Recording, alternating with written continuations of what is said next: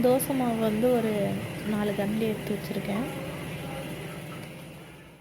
இதில் பார்த்திங்கன்னா கேரட்டு, மல்லி இலை, கருவேப்பிலை, வெங்காயம் 4ஐயும் நல்லா பொடிசாக கட் பண்ணியிருக்கேன். கட் பண்ணது எல்லாத்தையும் மாவில் போட்டுட்டேன். இப்போ பெப்பர் போடுறேன்.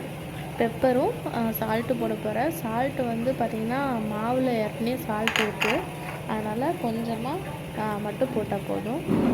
இப்போ நல்லா எல்லாத்தையும் மாவோட நல்லா சேர்த்து மிக்ஸ் பண்ணிடுங்க.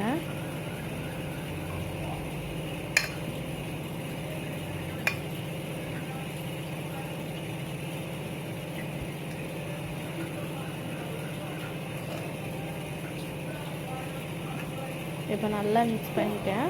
எல்லாம் நல்லா சேர்ந்துச்சு.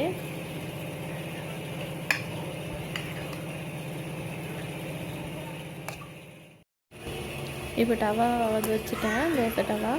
இப்போ இதில் நல்லா ஹீட் ஆகிட்டு மாவு ஊற்றிக்கிறேன். இப்போ கொஞ்சம் மாவு கட்டியாக இருக்குது, இந்த மாதிரி இருந்தால் தான் நல்லா வரும். இப்படி கனமாக ஊற்றியிருக்கேன். இந்த கனமாக ஊற்றினா தான் இது நல்லா டேஸ்ட்டாக இருக்கும். அப்புறம் பார்த்திங்கன்னா ஒரு ஸ்பூன் நல்லெண்ணெய் ஊற்றியிருக்கேன். நல்லா சுற்றி ஊற்றியிருக்கேன். நல்லா கிறிஸ்பியாக சைடு ஓரத்துலலாம் நல்லா கிறிஸ்பியாக இருக்கும்.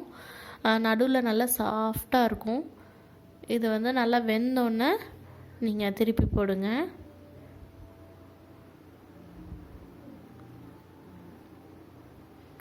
இப்போ திருப்பி போட்டேன். பாருங்கள், கலர் பாருங்கள், அழகாக இருக்குது. 2 தோசை, 2 ஊத்தப்பமும் இட்லி பொடியும் வச்சு சாப்பிட்டா செம்ம டேஸ்ட்டாக இருக்கும்.